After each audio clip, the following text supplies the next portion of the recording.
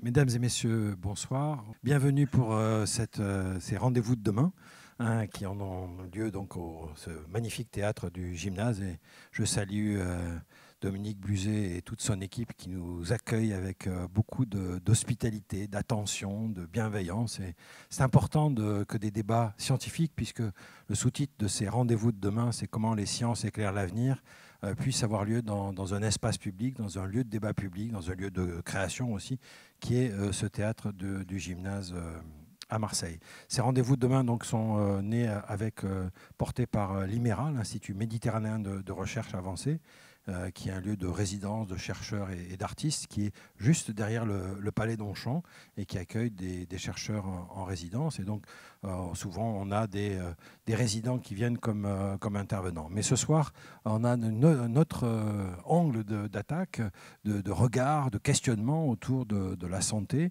Et donc, on est très heureux d'accueillir à la fois Pierre Dantin, Claude Onesta et Didier Blaise pour cette soirée qui va être animée par Nancy Catan, qui est une journaliste scientifique qui travaille à Nice Matin, qui est venue spécialement pour la rencontre, comme Claude Onesta qui vient d'arriver de Paris.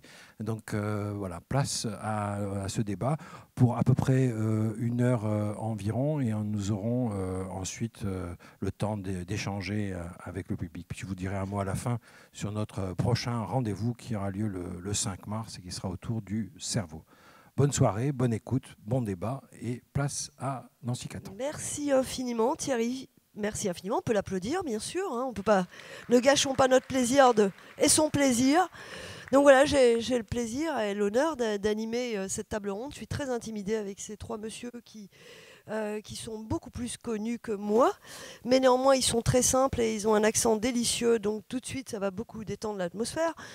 Donc sport et santé, a priori, 2 mots qui n'ont pas grand-chose à voir, et surtout sport et cancer. On a l'impression qu'on parle de 2 unités très très différentes.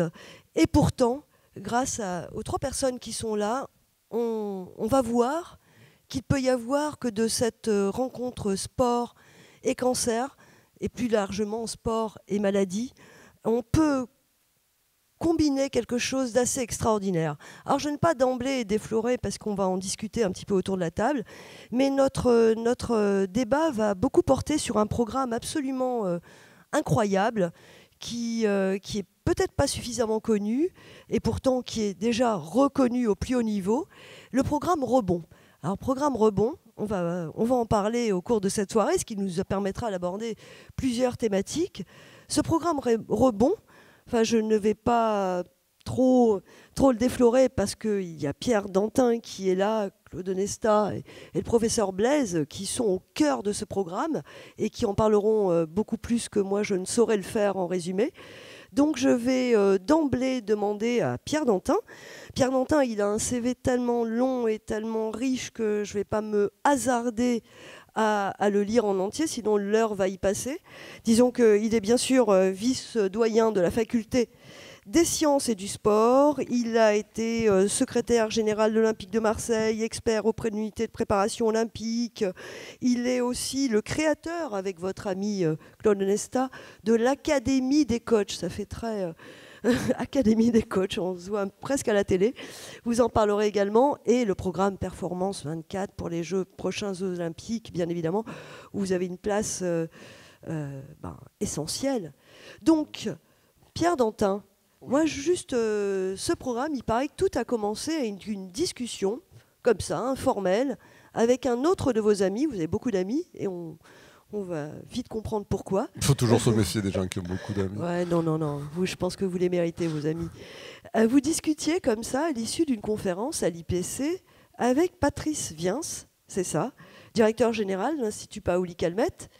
Et puis, une discussion comme ça de 2 vieux copains. Est-ce que vous pouvez nous raconter comme ça cette genèse de... Avec plaisir. Bonsoir à toutes et tous. C'est un vrai plaisir pour nous, enfin pour moi, d'être avec vous et puis de partager ce moment aussi qui est un peu particulier parce que Rebond, ça a été dans la confidentialité pendant quelques années et on s'est décidé à l'ouvrir. Je salue toute mon équipe qui me rend bien plus intelligent que ce que je ne suis. En fait, Rebond, c'est une vraie histoire. C'est une vraie histoire comme je les aime.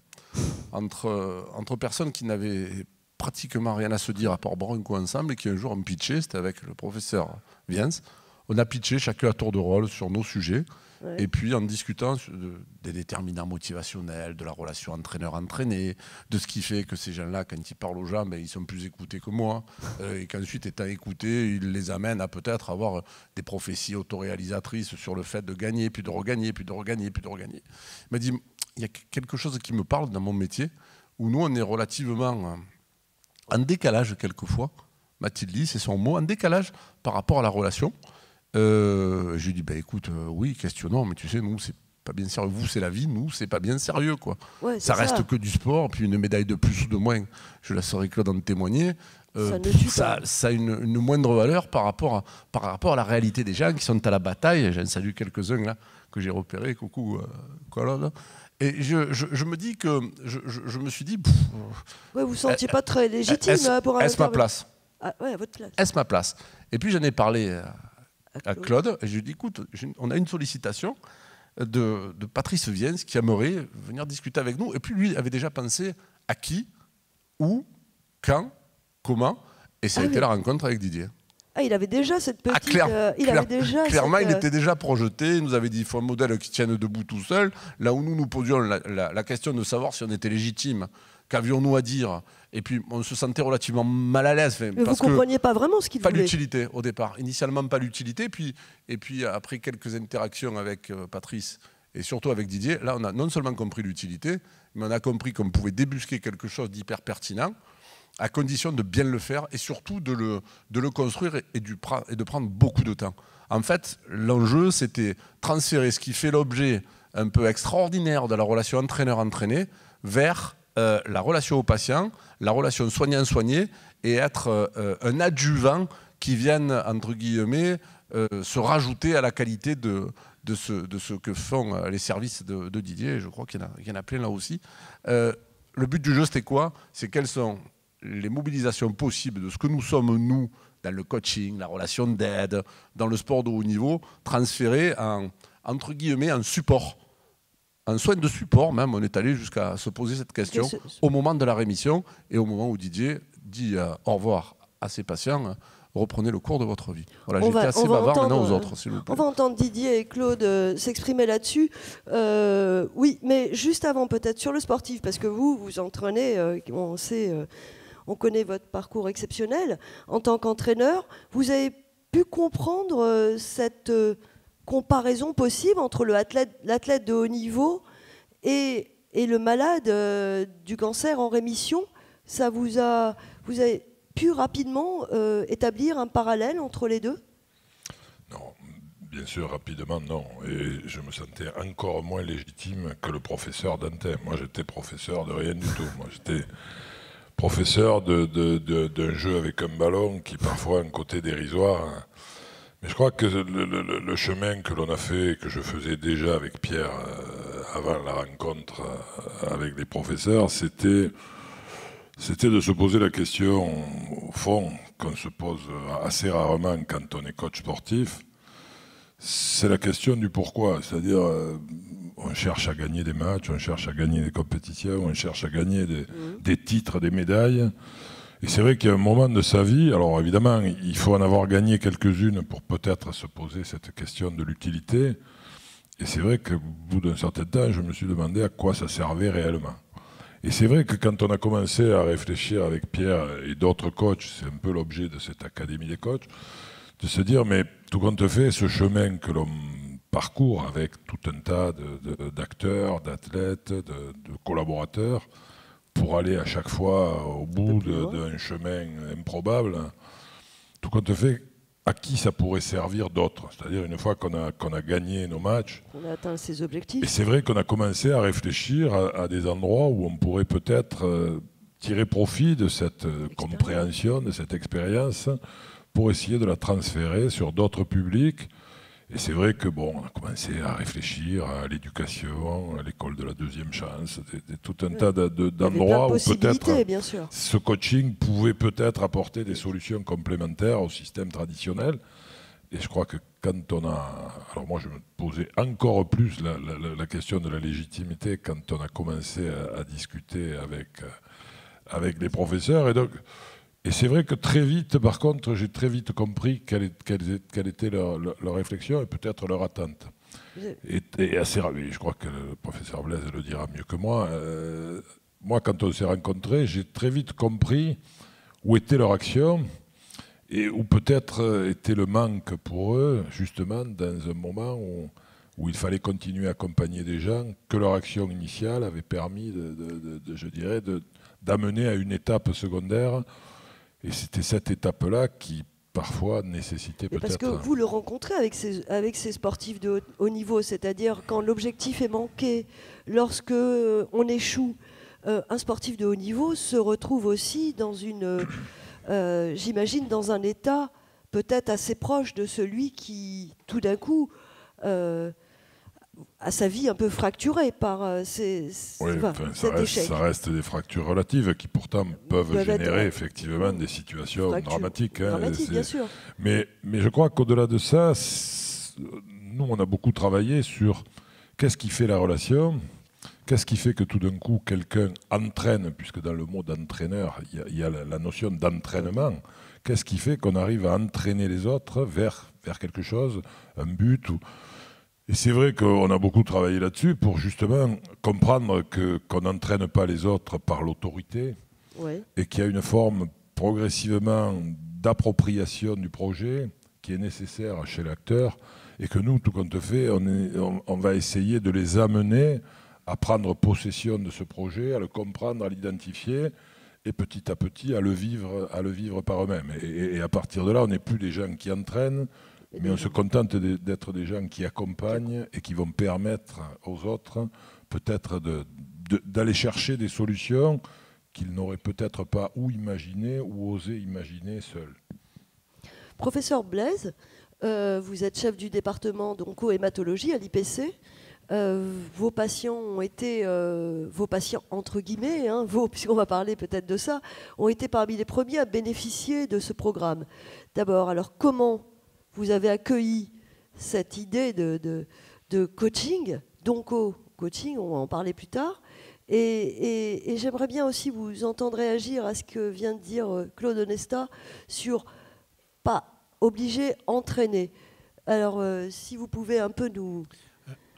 En fait, le début de l'histoire, c'est une rencontre à un bon moment. Ouais, toujours quelque chose d'important. Il faut le mettre dans le contexte de la cancérologie au sens large et des progrès qui sont faits. On peut se poser des questions de l'après-cancer, puisqu'il y a un après-cancer et que le taux de guérison augmente régulièrement. Et donc, on arrive à se poser un certain nombre de Excusez-moi, un peu plus près de la bouche. Un certain nombre d'autres problématiques. Et pour faire très court, qu'est-ce qu'on attend d'un médecin qui traite des patients qui ont des cancers? C'est bien sûr de guérir la maladie, mais ce que l'on veut encore plus, c'est de permettre à ces personnes d'avoir une vie normale. Je ne dis pas la vie d'avant, parce que c'est une épreuve qui probablement qu'on ne peut pas oublier. Mais la vie normale est possible. Et quand je dis que c'était un moment le bon moment, c'est que je m'occupe en particulier de greffe de moelle osseuse, qui est une thérapeutique très particulière et très lourde, pour laquelle les patients sont hospitalisés de très nombreuses semaines, avec une prise en charge pendant de nombreux mois. Et on s'apercevait que sur la grande proportion de patients qui étaient guéris de leur maladie, qu'on considérait comme guéris, eh bien, on leur dit, vous pouvez dire à un moment, bon, ça y est, c'est bon. C'est derrière. C'est derrière. C'est derrière quoi? Vers où voulez-vous qu'on aille? On vient d'avoir une épreuve terrible. Et on n'arrivait pas à trouver les moyens pour pouvoir permettre à ces personnes de redémarrer, véritablement. Pas qu'on ne s'en occupait pas, on a des travail dans l'équipe, des psychologues qui s'occupent véritablement depuis le début de ces patients-là, mais il manquait un déclic. Et on était dans cette réflexion-là au moment où on a commencé à discuter. Oui. Et on n'a pas fait affaire tout de suite, d'ailleurs. Vous êtes dur en affaires. Mais c'est-à-dire qu'effectivement, il y a cette idée que vous les avez guéris, vous, et ces malades, ils ont eu quelque chose d'extrêmement grave. Il faut le dire, la plupart se sentent épuisés. même après ces lourds traitements, même si vous leur dites vous êtes guéri parce que vous pouvez maintenant, et c'est une chance inouïe, enfin c'est pas une chance, c'est le résultat de grands progrès, vous pouvez leur dire vous êtes guéri, mais ils sont affaiblis. Je sais que certains de vos patients qui ont témoigné et qui bénéficient de ce programme ont eu des amputations. Donc on imagine combien ces vies ont été bouleversées. Comment pouvaient-ils eux-mêmes accueillir ça? C'est-à-dire, est-ce que vous n'avez pas craint qu'il y ait un accueil, je dirais, un petit peu mitigé, dur, en disant mais vous comprenez rien, quoi. Oui et non. Je pense que ce qui est dur, c'est justement de se remettre dans une perspective de vie normale. Moi, ce que nous, on recherchait dans l'équipe, c'était une rupture, en fait, puisqu'on accompagne, autant que faire se peut, de la meilleure façon que l'on pense être, les patients qui vont recevoir ces traitements difficiles. Et il y a un moment, on dit, bon, ça y est, notre rôle est globalement terminé, même si on ne rompt pas tous les... Ils veulent pas. Et ce n'est pas évident. Ce n'est pas évident parce que on a notre rôle, on a un rôle de sécurisation aussi. Et en fait, ce qu'on essaye de faire à ce moment-là, ce qu'on essayait de faire, c'est qu'on a pris les commandes du bateau de la personne qui était malade. Oui, et là, on veut redonner les commandes à cette personne. Et comment redonner cette commande? Eh ben, on ne savait pas faire. On savait pas faire. Et c'est ces rencontres, ces discussions où le coaching, finalement, à travers ce que j'en ai compris, hein, j'étais vraiment très naïf sur le sujet, mais à travers les discussions que l'on a pu avoir, j'ai cru comprendre que le coach, je me lance là-dessus, n'est pas la personne qui va justement, l'entraîneur, il va entraîner, mais il va permettre à la personne avec qui il discute et qu'il entraîne de trouver en lui les ressources qu'il a, parce qu'il ne va pas les créer, elles existent ces ressources-là, mais il va lui permettre de les magnifier et de les utiliser. Et je me suis dit, ça peut marcher pour ce qu'on fait. Oui, parce que pour vous, ce n'est pas un malade que vous avez avec vous. On est bien d'accord. D'ailleurs, les coachs ne sont pas des médecins. Enfin, vous allez préciser tout ça.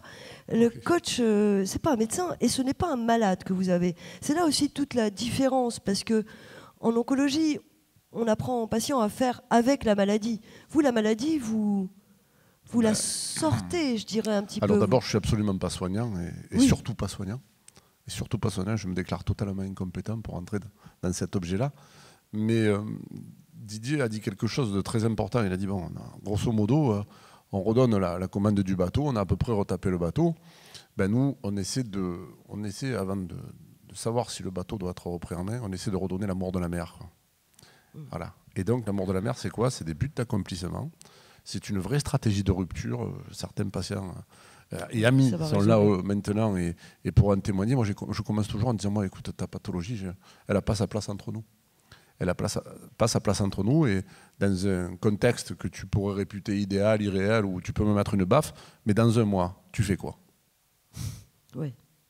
Et là, on commence en fait à avoir les déterminants motivationnels pour parler un peu savamment, ça fera plaisir à ma mère, avoir des buts d'accomplissement qui sortent, avoir des logiques d'autodétermination qui étaient abandonnées, et à reprendre non pas confiance en soi, non, mais apprendre à se réestimer, avec des micro-objectifs et un accompagnement qui est très très très très proche des déterminants relationnels de la haute performance sur cet objet-là.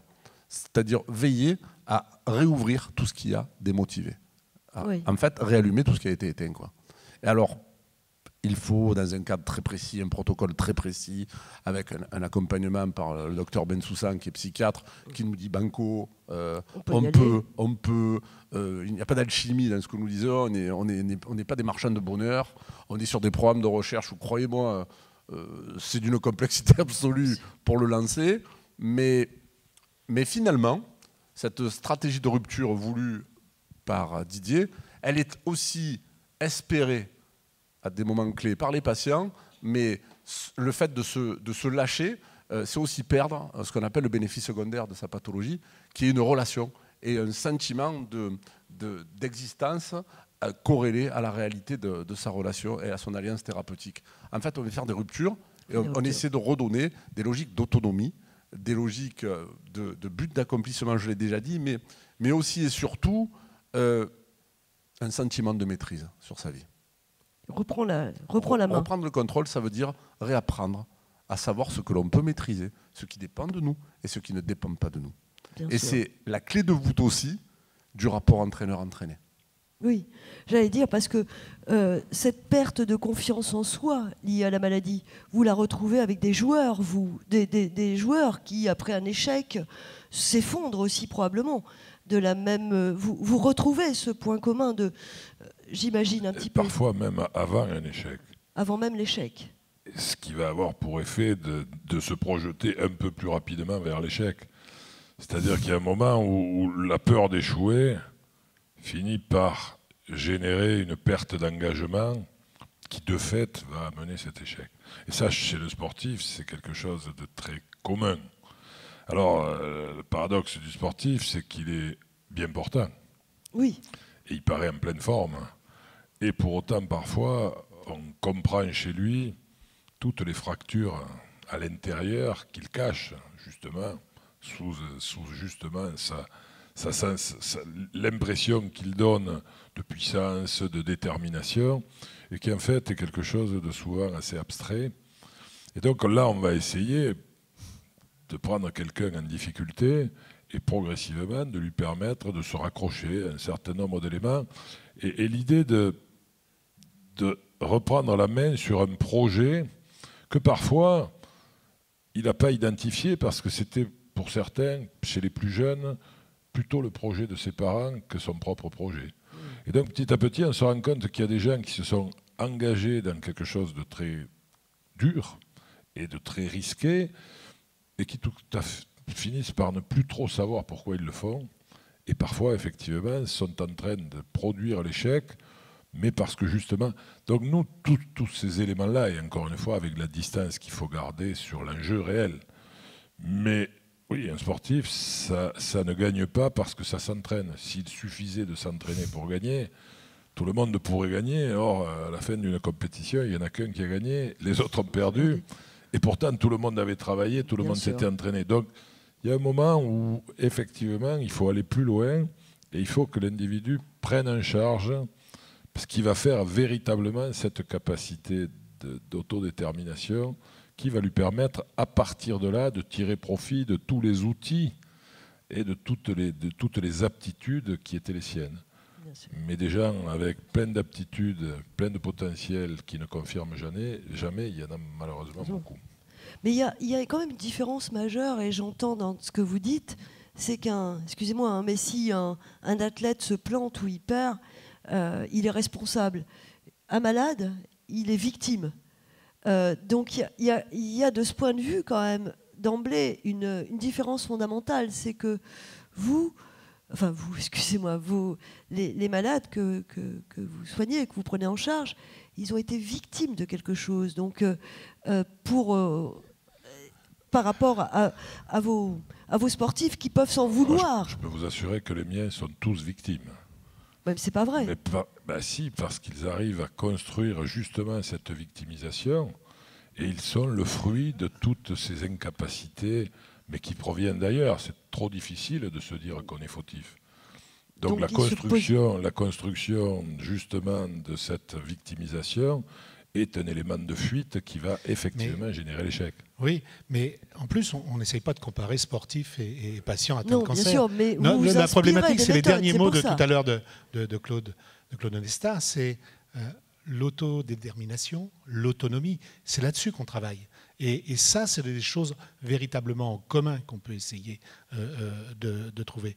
Nous, les patients atteints de ce type de maladie ont besoin de retrouver ce que tu as décrit tout à l'heure, c'est piocher au fond de soi pour pouvoir réavancer et avoir envie d'avancer sur un certain nombre de choses. Au fur et à mesure de nos discussions, il y a quelque chose qui est devenu commun dans ce que l'on dit. Notre souhait, c'est de faire passer les patients atteints de cancer du stade de survivant à celui de vivant.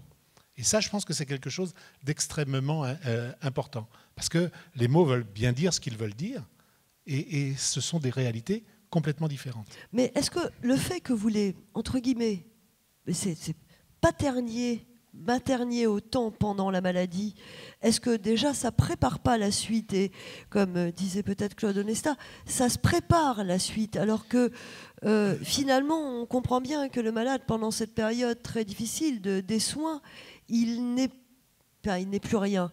Il perd les commandes. Il perd totalement. Il perd les commandes de sa vie. Imaginez quelqu'un qui va très bien toute une semaine, excusez-moi, qui commence à ne pas être bien le week-end, qui se sent patraque, à qui on fait le diagnostic de leucémie aiguë 3 jours après, pour lequel on va commencer le traitement dans les 24 heures qui suivent, et qui part pour 6-8 mois de traitement intensif, en retournant chez lui, bien sûr, mais où son chez lui devient essentiellement l'hôpital. Et il perd complètement cette notion. Et alors, qu'est-ce qui se passe? Il se passe ce que vous pouvez voir, il y a une petite fête foraine là, à l'extérieur. Vous savez, ces manèges pour enfants qui sont sur des rails, qui tournent au dernier moment et qui avancent. Je pense que c'est à peu près ça. Il n'a aucun contrôle des choses qui vont avancer. Et qu'une fois que le tour de manège, excusez-moi de dire ça comme ça, est terminé, il faut lui redonner, il faut descendre, et il faut continuer à avancer d'une façon différente. Et c'est ça le cœur de notre problématique. Si je peux me permettre, je crois que tout est dit à ce moment-là. C'est-à-dire qu'à partir du moment où on a un sentiment de maîtrise et où on essaie de reprendre le contrôle de sa propre réalité, sentiment de maîtrise, donc où on essaie de prendre le contrôle de sa propre réalité, on remet en route les moteurs d'épanouissement personnel. Alors, c'est très long, c'est très très long. C'est un nouvel effort qui est demandé, mais c'est un effort qui est accompagné avec cette fois une progressivité d'appropriation. Une progressivité d'appropriation qui fait que, à partir du moment où on peut recommencer, entre guillemets, malgré tout, en faisant face à ce qu'on appelle le coping, c'est-à-dire faire face à choisir son destin, on remet en route une kyrielle de moteurs motivationnels internes qui font que on fait le constat, non plus de sa survivance, mais de sa capacité à se reprojeter. Et donc, à être vivant au sens du défi. Mais un nouveau défi, qui n'est plus le défi de la mort, mais le défi de la vie.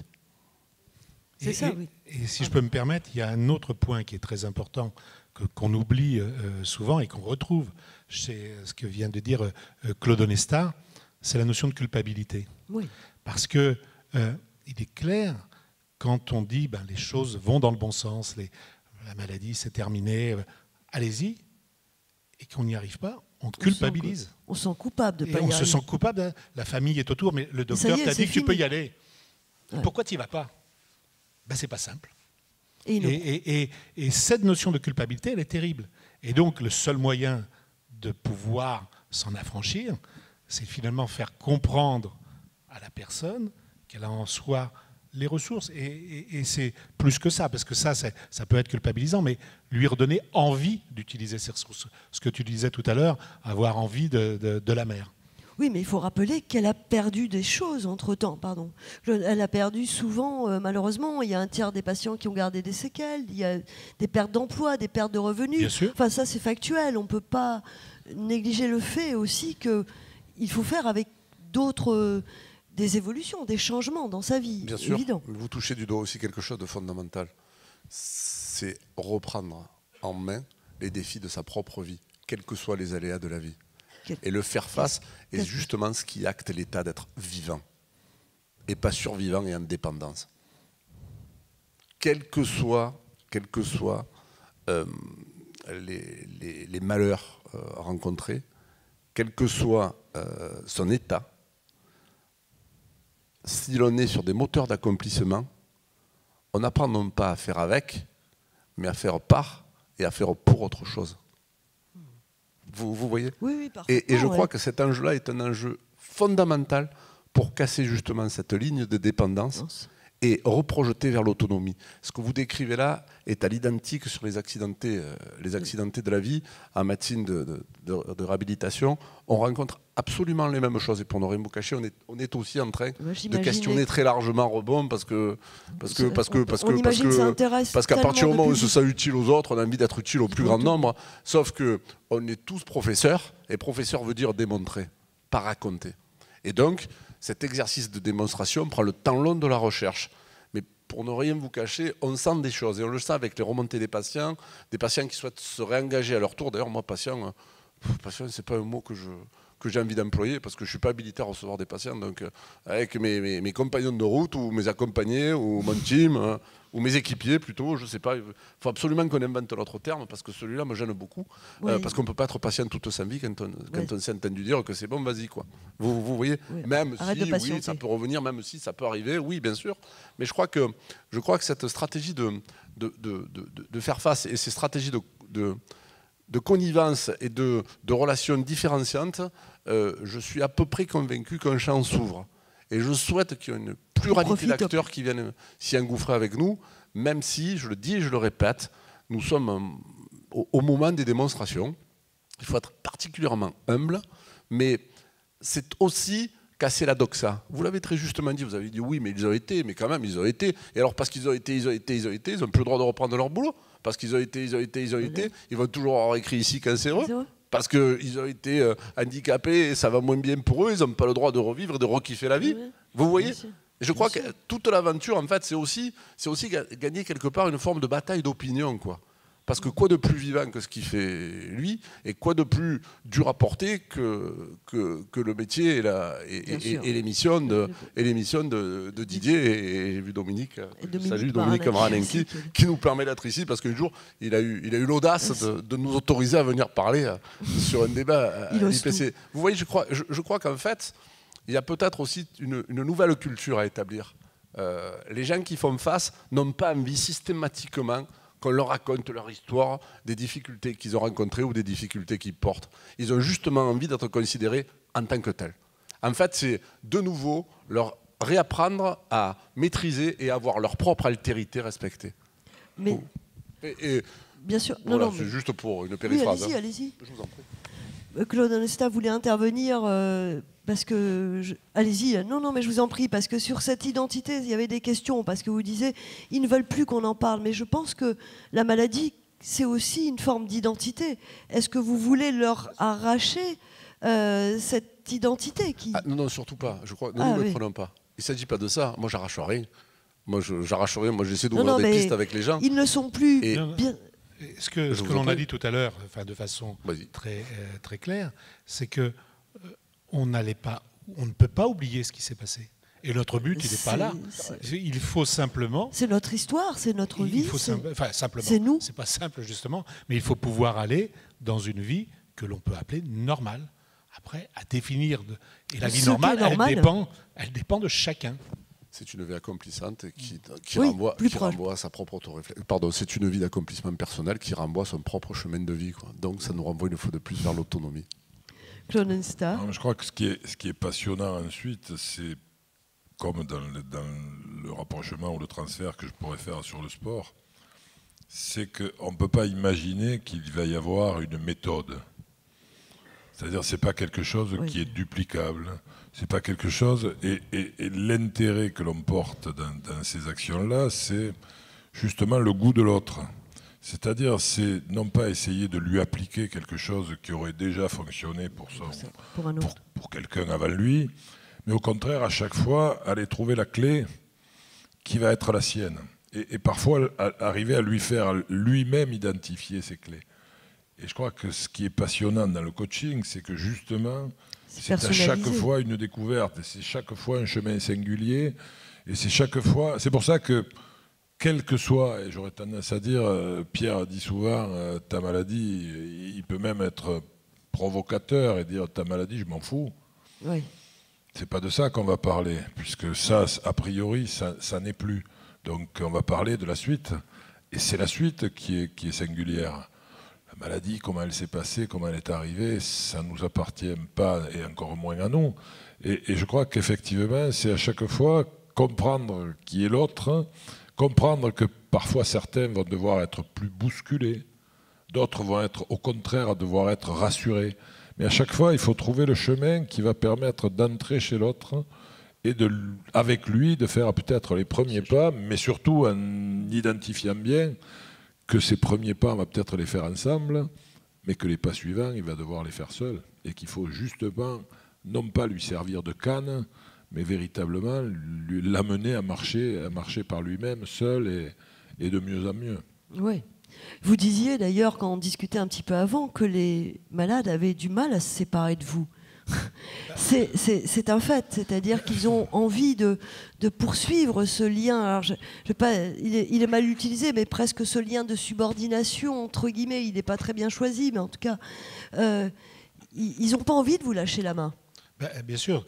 Tout à l'heure, je disais que la vie change d'un seul coup, là, en quelques jours, en quelques heures. Oui, c'est ça. Et on prend les commandes. Et on s'installe aux commandes du bateau. Et vous les sauvez au moment où vous prenez les commandes. Donc ils se disent qu'au moment où vous avez pris les commandes, vous leur avez sauvé la vie. Oui, donc lâcher la main de quelqu'un qui vous a sauvé la vie, c'est pas très simple. Non, mais j'ai jamais dit que c'était simple. Non, mais c'est quelque chose de très important dans ce cadre-là. Mais comme le disait Pierre tout à l'heure, c'est pas parce que c'est pas simple qu'il faut pas le faire. Et ça, c'est un point très, très, très important dans ce cadre-là. Finalement, pour rester dans l'allégorie de tout ce qu'on a développé tout à l'heure, nous, on n'est que les pilotes qui rentrent au port, mais le vrai commandant, c'est la personne lui-même. Et on redonne sa place totale et entière. Alors je repensais justement à cette notion de survie et de vie, et je reprends le sportif de haut niveau quand même. Un match, la compétition, c'est beaucoup d'adrénaline. La maladie, c'est beaucoup d'adrénaline. C'est des moments extrêmement forts. Est-ce que la rémission, c'est pas l'ancien sportif qui quitte la compétition? Est-ce que c'est pas à ce niveau qu'on retrouve la même chose? Et finalement, cette impossibilité de se retrouver dans la vie, quand finalement on a vécu des moments aussi forts, peut-être difficiles, noirs, mais est-ce que c'est pas là un point de grande proximité entre les deux? Et j'ai envie de dire, est-ce que vous vous occupez aussi des oui, on s'occupe de sportifs de haut niveau. Qui ont quitté depuis longtemps, là, si vous saviez à quel point on s'occupe de sportifs de haut niveau. Et dont on sait que beaucoup sombrent.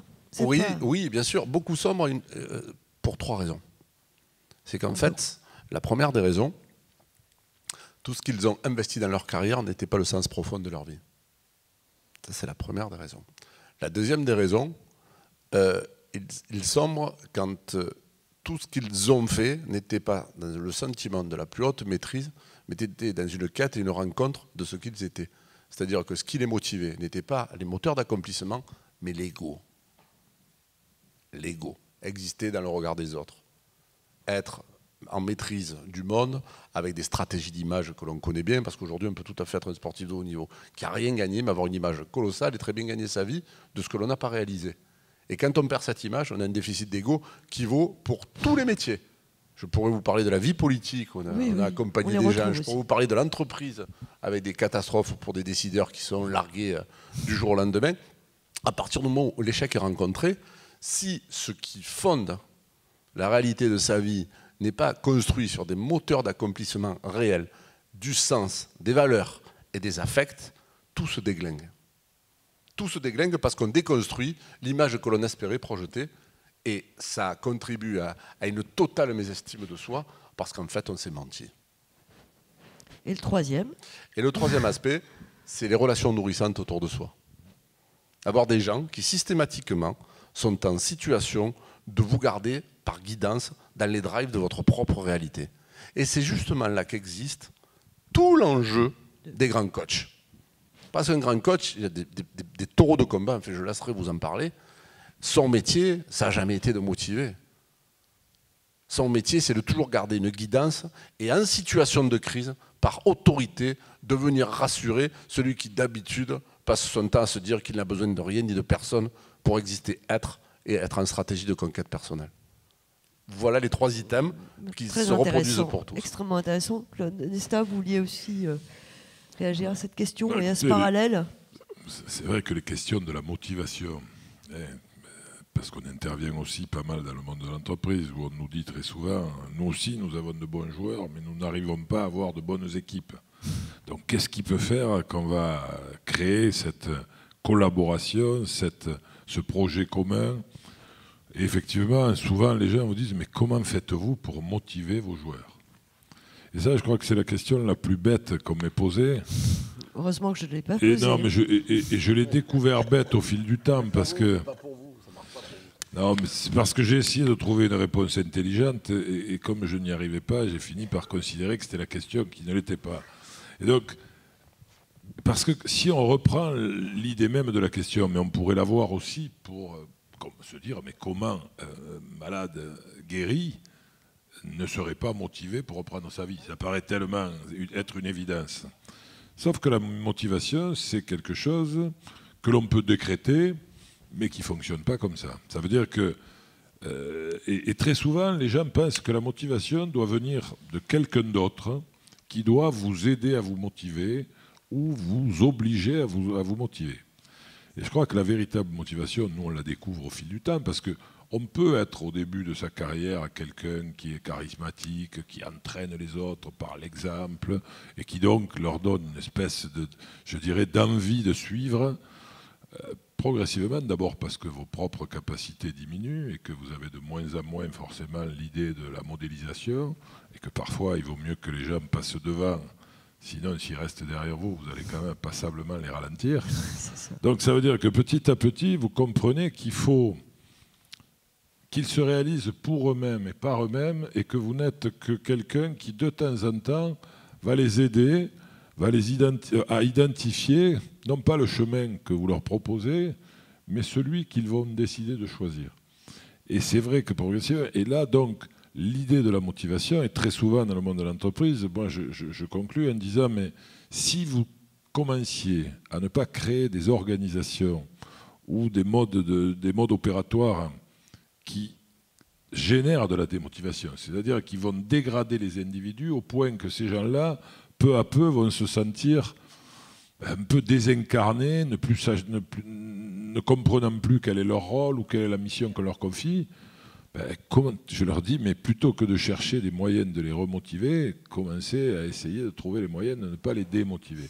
Et donc commencez par la relation, par la mise en œuvre et peut-être l'échange d'une forme de pacte associé. Et je crois qu'on est beaucoup comme ça dans le sport, parce qu'on se rend bien compte que ce n'est pas en recrutant les meilleurs joueurs qu'on a obligatoirement la meilleure équipe. Donc je crois que tous ces éléments-là, c'est des éléments qu'on apprend un peu plus avec le temps. Et je crois que là, et Didier le disait tout à l'heure, cette culpabilité qu'il y a à ne pas arriver, alors que déjà, tu as eu besoin de quelqu'un pour te sauver. C'est déjà pas toi qui t'es sauvé. Et maintenant que tu es sauvé, il faudrait encore qu'on continue à s'occuper de toi. Alors que quand même, la famille a été pendant très longtemps mobilisée autour et avec les médecins pour soutenir ce... Et au moment où ils auraient l'idée de pouvoir reprendre leur vie eux aussi et de pouvoir... Il faudrait qu'ils continuent à porter celui dont on dit qu'il est guéri. Donc c'est vrai que ça finit par devenir insupportable à tout le monde. Et pour nous, nos sportifs qui parfois paraissent avoir toutes les aptitudes pour réussir, d'être toujours obligés de les soutenir devient quelque chose d'insupportable à eux, mais aussi à nous. Ouais, c'est pas naturel, hein, ça. Donc ça veut dire que petit à petit, il faut qu'on soit capable de créer les conditions de cette prise en charge et d'une certaine façon de cette autonomie.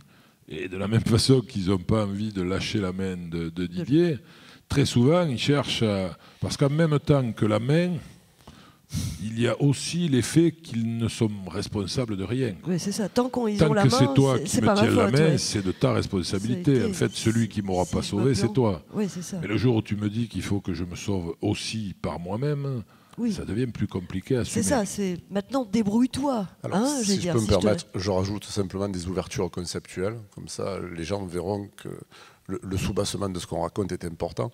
Ça s'appelle les perspectives temporelles, les théories du bien-être, les théories de santé mentale florissante et le sentiment de réappropriation, c'est-à-dire l'auto-efficacité, le sentiment d'auto-efficacité. À partir du moment où je suis en micro-contrôle, à partir du moment où j'ai des relations nourrissantes, à partir du moment où je suis fier d'appartenir, à partir du moment où je peux m'incarner dans des sujets projetés, la projection. C'est-à-dire où je peux penser à demain, avec des prophéties qui j'espère deviendront autoréalisatrices, je me remets sur les chemins du bien-être et de l'accomplissement personnel. Et là, je peux faire face. Bien sûr. C'est un peu comme le gamin qui est nul en maths. Hein. Mais c'est pareil. Le malade est capable d'intégrer le mot guérison, et parce que c'est évidemment essentiel à la projection. Est-ce que c'est aussi on ne fait pas les frais de cette impossibilité d'inscrire le mot guérison? Enfin, c'était un débat qu'avait voulu Dominique Marinaki à juste titre. Je ne suis pas sûr que je sois le mieux placé pour répondre à cette question-là. On pourra passer le micro, d'ailleurs. Je pense que la maladie et le risque de mourir, c'est une découverte. Enfin, on le sait théoriquement. Mais là, il y a quelque chose qui s'est ancré dans la chair. Et ça ne repartira jamais. Mais encore une fois, par rapport à ce que l'on disait tout à l'heure, est-ce que c'est une contre-indication ou une impossibilité de vivre malgré tout? On sait tous qu'on va tous mourir à la fin. C'est quelque chose de complètement trivial. Mais là, c'est une anticipation avec un marquage très important d'une réalité de la vie qui était avant théorique. Et on peut prendre le contre-pied. Souvent, avec Dominique, on en a parlé très très souvent. C'est dans ce que l'on fait la greffe, c'est souvent aussi considéré comme une renaissance. Oui, parce que c'est des allogreffes, il faut le rappeler. Ils ont la greffe de quelqu'un en plus. De quelqu'un. Et donc, il y a plein de choses qui se passent à ce niveau-là. Et donc, et encore une fois, on tombe sur la singularité de chacun et qui va être fonction de sa vie antérieure, de ses expériences antérieures, de sa culture, enfin socio-culturelle, qui va lui permettre d'avancer de façon différente. Parce qu'on n'a pas insisté sur ce point, mais dans le cas des allogreffés, comme disait Claude, ils ont été sauvés par vous et par quelqu'un d'autre. C'est-à-dire qu'ils n'ont, je dirais, leur organisme eux-mêmes, finalement, peut contribuer. Donc, ce qui aggrave probablement la situation ultérieure. Mais on va être positif. Hein, donc ça, mais c'est pour expliquer. Je ne suis pas marchand de bonheur. Non, vous n'êtes pas marchand de bonheur. J'ai pas dit ça. Mais vous avez obtenu des résultats et on va en parler un petit peu. Les résultats, c'est pas moi qui les ai obtenus. C'est le produit d'une co-construction. Voilà, donc, je ne suis pas gourou, s'il vous plaît. Là, bouge. Ça me fait peur. Vous n'êtes pas un marchand de bonheur. Mais non plus, ni gourou, ni marchand de bonheur. Un prof qui essaie de réfléchir. Quand j'introduis l'entretien avec Pierre, je dis, vous allez rencontrer quelqu'un qui est un peu étrange. C'est pas un médecin, c'est pas un psychologue, c'est pas un psychiatre, c'est pas un gourou. C'est beaucoup plus que tout ça. Et en fait, c'est quelque chose de différent. Et je pense que là, on a discuté de points très importants, mais qui ne sont pas au cœur de ce que l'on fait. Je veux dire, le positionnement du patient ou son ressenti d'un certain nombre d'éléments. Là, nous, on essaye simplement, si je peux encore faire une présentation, gratter une allumette pour qu'il démarre. Et Pierre est en première ligne. C'est vous qui rencontrez, juste pour en parler un petit peu concrètement, c'est vous qui rencontrez pour la première fois le patient. C'est la première. Donc c'est à sa demande, quand il est prêt à vous rencontrer. Qu'est-ce que vous lui dites là ? Alors à sa demande, oui et non, parce que quand le professeur Blaise prescrit, on lui dit rarement non. Quoi. Oui. Mais on s'est rendu compte qu'il y avait une réalité d'engouement à ça. En fait, engouement, je ne sais pas si c'est le mot, mais une volonté, une curiosité. Une curiosité à venir participer à un programme de recherche. Et puis après, je compte beaucoup sur le témoignage de gens qui on va passer le micro dans quelques minutes. Voilà, juste. Je pense que sur ce sujet, l'important, c'est ce qu'eux vont nous dire et qu'on essaie de mesurer avec mon équipe qui est là, qu'on essaie de comprendre de telle manière qu'on puisse se dire qu'est-ce qu'il existe d'autre dans cet adressage. Donc oui, effectivement, je reçois des gens que m'envoient, je n'ai pas dit des patients, je reçois des futurs coéquipiers de bataille et on fait vestiaire. Voilà, mon bureau, c'est un vestiaire. C'est-à-dire qu'un vestiaire, c'est un endroit où on peut se dire beaucoup de choses, à condition que personne ne le sache, et que quand on réouvre la porte, on se sente plus costaud pour l'affronter la réalité de ce qui va nous arriver. Donc, dans ce vestiaire, c'est quoi ? La première des questions, c'est dans un mois, tu fais quoi ? Je l'ai dit tout à l'heure, dans un mois, tu fais quoi ? Rien. Souvent, c'est... On ne me l'a jamais posé, souvent c'est un moment émotionnel. Oh, donc, qu'est-ce qui se passe là? Pourquoi on me pose cette question? Et puis très souvent, c'est « je voudrais bien, mais ». Et quand existe le « mais », là, je suis content, parce que c'est le début. C'est là que tout commence, parce qu'en fait, dans les métiers de la relation d'aide, quels qu'ils soient, ou dans les métiers de l'enseignement, on est des chasseurs de « mais ». J'arrive pas à comprendre, ou je comprends, mais, ou j'aimerais bien le faire, mais, ou tu manages des individus, allez-y, faites-le, ouais, d'accord, ok, on est d'accord avec toi, mais... Et c'est dans le « mais » que se cachent en fait les points aveugles de la personnalité et que se cachent tous les moteurs motivationnels. Donc là, on est sur des outils qui sont très simples, c'est les entretiens motivationnels qui sont hyper connus dans la relation soignant-soigné, qui sont hyper connus dans la relation entraîneur-entraîné, mais on essaie de comprendre davantage ce qui se joue pour être en situation non pas de modéliser, j'aime pas ce mot parce qu'on modélise pas ce qu'est une relation, mais d'essayer de débusquer les contours de ce qui pourrait être enseigné plus tard, parce que le but du jeu, c'est pas faire école, mais c'est essayer de faire équipe avec le plus grand nombre. Oui, de rendre service au plus grand nombre, c'est ce que vous disiez à l'instant. L'enjeu de la bataille de leur vraie question, leur vraie question a été gagner, mais pourquoi faire finalement? Mais pourquoi faire, ouais, c'est ça. Et Didier, nous, un jour, nous a posé la question, bon, quelque part guérir, mais pourquoi en faire? Merci beaucoup.